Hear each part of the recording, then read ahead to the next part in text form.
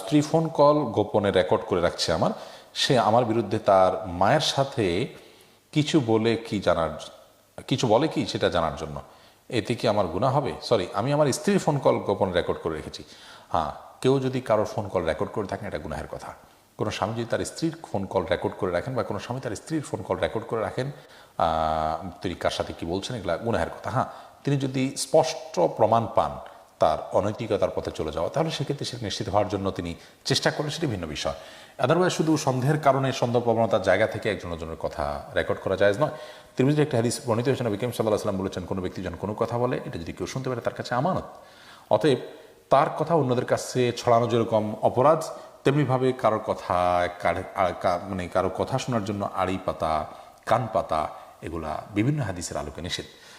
স্বামী স্ত্রীর মধ্যে বেশিরভাগ ক্ষেত্রে এই সংশয় এবং সন্দেহ প্রবণতা মানুষকে সমস্যার দিকে নিয়ে যায়।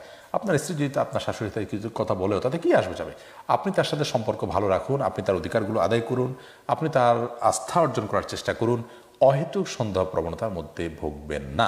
তবে হ্যাঁ, যদি ব্যাপারটা এরকম হয় যে তার চারিত্রিক কোনো ইস্যু আছে এবং সেটা আপনি মনিটর করাটা দরকার মনে করেন, তাকে নাসিহা করার উদ্দেশ্যে, সেটা কিন্তু ভিন্ন বিষয়।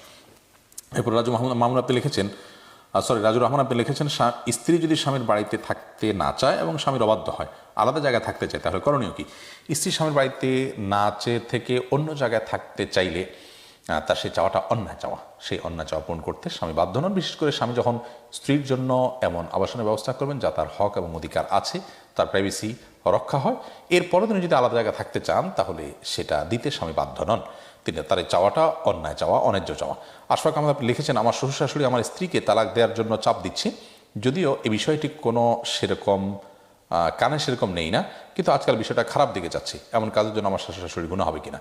কোনো মা বাপ যদি তার সন্তানকে স্ত্রীর বিরুদ্ধে খেপিয়ে তোলে এবং অন্যায়ভাবে তাকে তালাক দেওয়ার জন্য বলে, বাধ্য করে, নির্দেশ করে, তারা অন্যায় করে, স্বামী স্ত্রীর মধ্যকার সম্পর্ক ছিন্ন হওয়া, এটা আলাদা লাগছে, খুব অপছন্দনীয় একটি কাজ। হাদিসটি বর্ণিত হয়েছে। বিধায় এই অপছন্দনীয় কাজ করতে যদি কেউ প্ররোচিত করে, উৎসাহ দেয় এবং কোনোভাবে উদ্বুদ্ধ করে, নির্দেশ করে, সহায়তা করে, তারাও একইভাবে অন্যায়কারী হচ্ছে।